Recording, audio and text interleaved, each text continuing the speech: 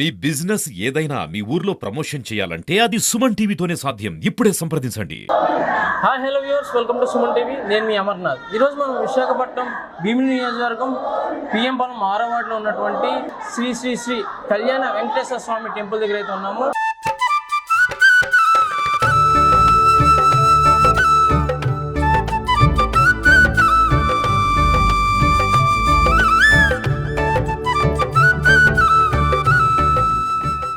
So ఈరోజు ఆ వెంకటేశ్వర స్వామికి పర్వదినం తొలి ఏకాదశి కావున ఇక్కడ జరిగే ఒక ప్రత్యేక పూజలు అయితే కనుక మనం చూడొచ్చు.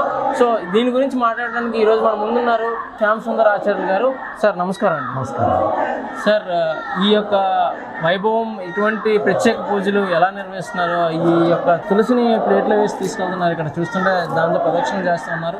సో ఏంటండి దాంతో ఈ ప్రత్యేక పూజలు ఏంటి? ఏకాదశి యొక్క ప్రాముఖ్యత కూడా మాకు వివరించారు. శ్రేయకాంతాయ కళ్యాణ నిధయే నిధయేర్ద్రాం శ్రీ వెంకటనివాదాయ శ్రీనివాసాయ మంగళం.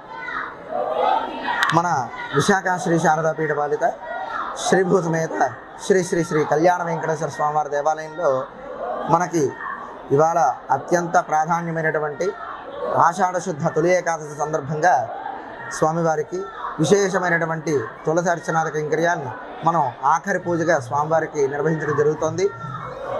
ఈ యొక్క మనకి సంవత్సర కాలం పాటు చూసుకుంటే మనకి 4 ఏకాదశులు కూడా ప్రత్యేకమైనటువంటి ఏకాదశులు. అందులో ప్రాధాన్యమైనటువంటిది భీష్మ ఏకాదశి, తరువాత ఆషాఢ శుద్ధ తొలి ఏకాదశి, తరువాత కార్తీక మాసంలో వచ్చేటువంటి కార్తీక శుద్ధ ఏకాదశి, అలాగే మార్గశిర మాసంలో వచ్చేటువంటి ముక్కోటి ఏకాదశిలో మన యొక్క విశేషమైనటువంటి స్వామివారికి కైంకర్యాలు నిర్వహించుకుంటూ ఉంటాం. ఈ యొక్క విశేషమైనటువంటి కైంకర్యాల్లో భగవంతుడు మనందరినీ కూడా అనుగ్రహించి మనందరికీ కూడా అత్యంత ప్రాధాన్యమైనటువంటి అనుగ్రహాన్ని మనకు అనుగ్రహించి మన జీవితాన్ని మరింత సంపూర్ణవంతంగా ముందుకు తీసుకువెళ్తూ ఉంటాడు ఆయన. భగవంతుడు ఆయనకి మనం అందరం తెలుసున్నటువంటి విషయమే.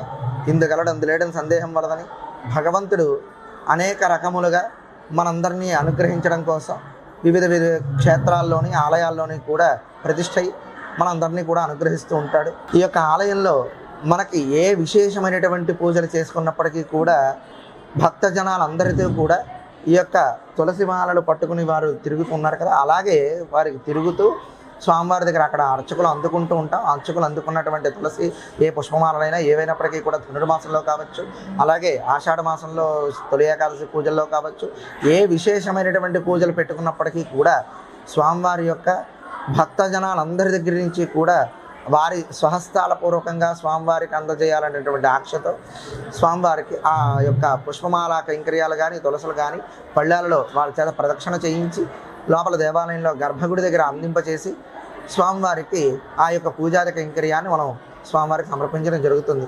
అలాగే ఇవాళ ఆషాఢ శుద్ధ తొలి ఏకాదశి అనగా శ్రీమన్నారాయణమూర్తి శయనంలోకి వెళ్ళేటువంటి రోజు. శయన ఏకాదశి అంటారు దీన్ని.